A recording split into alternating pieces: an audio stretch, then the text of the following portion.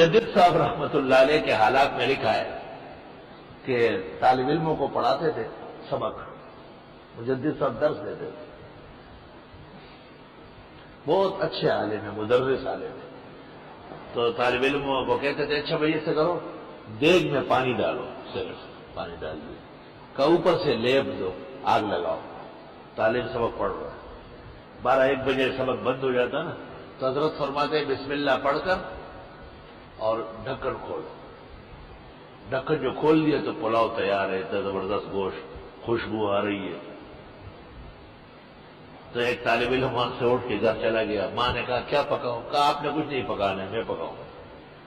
ایک لمبا پتیلا لمبا چھوڑا، آگ پہ رکھا، پانی ڈالا اور گھوم پھر رہا ہے، چوف چوف کر رہا ہے۔ شام ہو گیا، ماں نے سو کہا تیرا ناس ہو، سارا گھر بھوکا بنا ہوا ہے، یہ کیا ہے؟ پانی کے ساتھ کھیل رہا ہے۔ مجدد صاحب کے پاس آیا، یہ رے جی ہم نے وقت ضائع کیا، آپ سے پڑھو۔ وہ اصلی لفظ جس سے پلاؤ پکتا ہے وہ چورا لیا اور ویسے سورۃ اخلاص اور بسم اللہ پڑھتے تھے۔ مجدد نے کہا کیا چوری ووری نہیں ہے، یہاں دین کھلم کھلا ہے، چل تو خود پانی بھر، پانی بھر، کہا وہاں کھڑے رہو، نیچے آگ جلاؤ، کہا دیگ کے پاس کھڑے رہو۔ مجدد صاحب نے وہاں سے بسم اللہ الرحمن الرحیم، ان کا بسم اللہ کا عمل تھا، وہ 3-4 دفعہ پڑھا اور غصہ آ گیا تو ان کو تو 10 منٹ میں کہا کھولو اس کو، جو کھول دیا اس کو تو پلاؤ تیار ہے۔ تو حضرت نے اس وقت کہا بسم اللہ وہی ہے لیکن منہ شیخ احمد کا چاہیے۔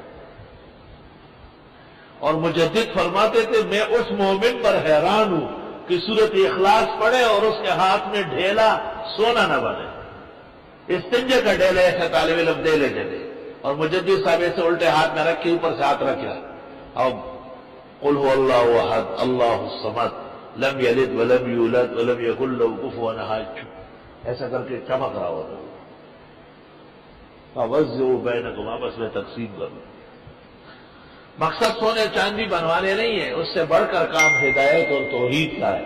مقصد یہ کہ آیات پر ایمان بحال کرے، دینی وظائف اور اعمال کے ساتھ وابستگی پیدا کرے۔ یہ مختصر سی سورت قرآن کا 1/3 ہے، سلسل قرآن ہے، توحید کا مسئلہ مکمل اس میں بیان ہوا ہے۔ اور جو آدمی ہر نماز میں پڑھتا تھا، آپ نے کہا حبک ایہا یدخلک الجنہ، اس پیار و عقید توحید سے اللہ آپ کو جنت دے گا۔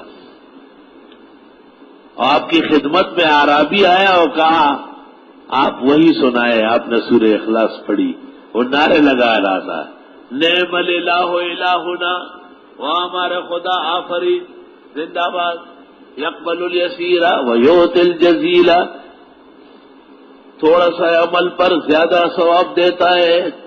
آپ نے صحابہ کو دیکھا کہ تم بھی ایسے سمجھ گئے ہو سورہ اخلاص کو جو یہ عربی سمجھ رہا ہے؟